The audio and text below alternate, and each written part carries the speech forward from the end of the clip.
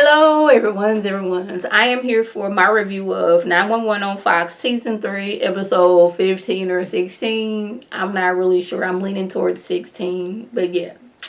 If you're new to my channel, welcome. If you're returning, you a family member, you one of my peoples, welcome back. Now, y'all, again, stressful episode. Now, I thought this was going to be the season finale. I was wrong. Next week is the season finale. But let's start off. Now, we starting off with a fire in an apartment complex. And the crew finds this man. He's on the floor and he's bleeding. Now, right before he passes out, he asks where Gladys is. Now, we're like, is Gladys another person? Is Gladys a cat? Is Gladys a dog? We don't know. So, Buck is calling Gladys, and he hears the cat. So, say, okay, Gladys is the cat.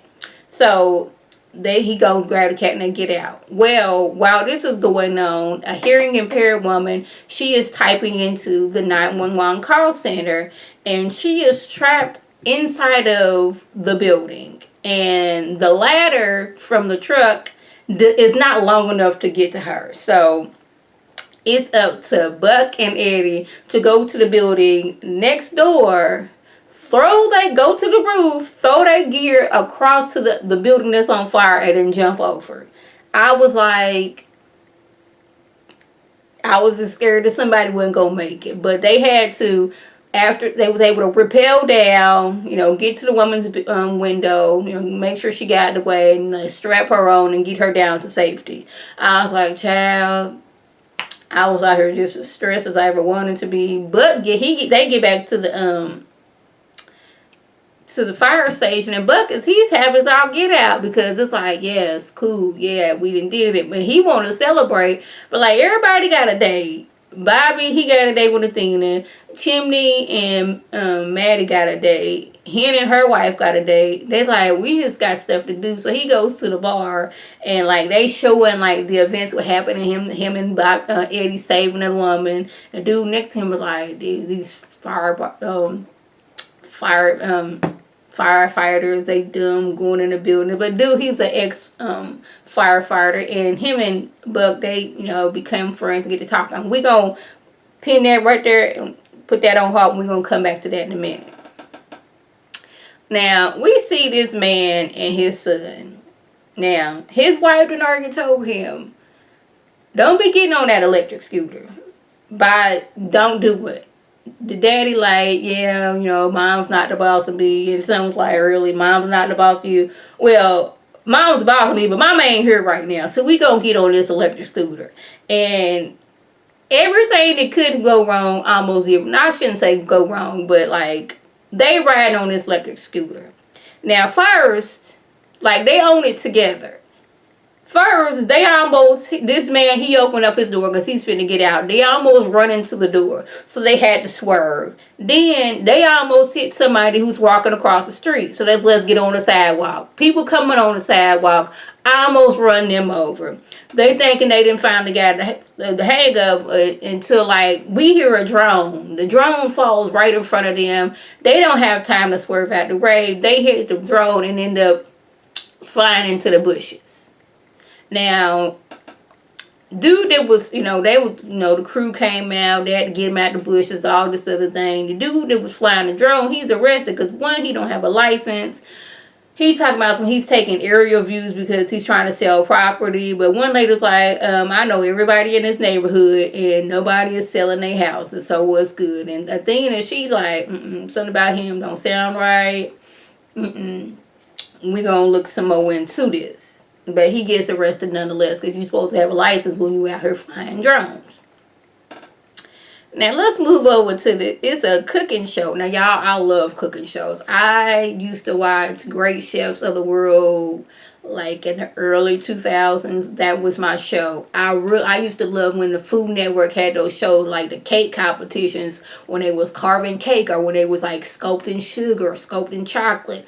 I love the spring baking competition, the holiday competitions, the Christmas competitions. I love all that. Those shows where they making cake and it makes it look like something else. I am all here for that. So it's kind of like, I don't want to say it's like an episode of Chopped, but that's what it seemed like it was. Well, one of the contestants, he gets impaled by, like, it looked like a foamer. but I'm not for sure. Now, Hen and the crew, they get there. Now, they on the way to the hospital. And Hen wants to, like, open him up to, like, massage. I want to say it's a thoracotomy, but I know that's not it. I'm not for sure. But she wants to open him up and, like, massage his heart and do all this stuff.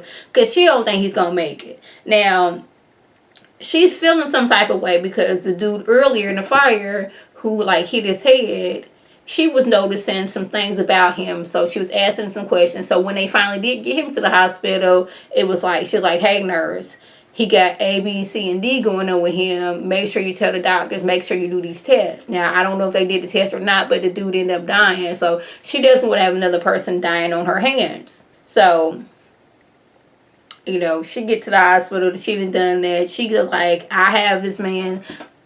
Basically, I'm holding this man's heart in my hand, and I'm seeing this all the way through. She goes all the way to, you know, the operating room and everything. They was able to pull it out, and it was like, she not, one of the nurses, like, she not even a doctor. She a paramedic.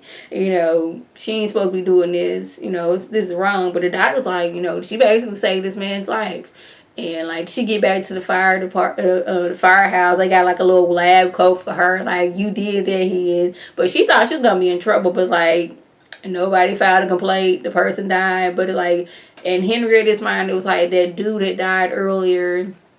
And then that when she was in the accident, like, some episodes ago, like, all that is still in her head and making her feel some type of way like it was her fault. Even though neither one of these were her fault. But it's still in her mind, you can't tell her that it's not her fault. Yeah. Now, thinking that she had a bad feeling about the dude with the drone. So she was like, we need to get a warrant and see what's on this drone. And when they did get the warrant, they were saying that he was a peeping Tom. Yeah. But when they got the information, by the time they got got the warrant and all that information, the FBI was like, we don't see. I mean, we're not gonna keep him from a drone. They was already released. They released him, so they get a warrant to go to his house. They find all kind of drone activity, him being a peeping Tom, him recording himself raping folks. So, like, this dude was crazy out here, but he had already packed his bags and skipped town because I guess he figured they was gonna be on to him. Yeah. Now, Buck and his new friend. Buck, he then became friends with the ex-fire dude. He tried to, you know, make sure the fire dude, like, was able to see his long-lost love, but turned out that she had, like, some type of Alzheimer's or dementia going on, so that made him mad. Dude didn't have much longer to live. He was in the hospital, I think, with mesothelioma, but Buck was able to, you know, make sure, like, when the dude left the hospital, like, the fire people were there to salute him and all that stuff. And poor dude ended up dying. I was like, oh, Buck that made him a little friend and had the friend for, like, what, a day or two. And then the man ended up dying. It was just sad, y'all. Like, 911 always pulling on the heartstrings, making your girl feel sad. I wasn't as stressed as I was, like, normally. The whole fire scene had me stressed. That was the most stressed I was. I was a teeny bit stressed when that dude and his son was on that little scooter situation. But yeah, so y'all, that was the gist. If I left anything out, by all means, leave a comment below. If you're new to my channel, welcome. Feel free to subscribe. It's free all day, every day, free 99. Make sure your notifications are on so when my beautiful face puts up a video, you can click on it, you can like it, you can share it with your people, and you can come over and be one of my peoples. If you are already a family member and one of my peoples, welcome back. Y'all know what to do. Tell your people to tell their people to come over and be one of my peoples by clicking that icon above. And this is Lady T signing off. Have a good one.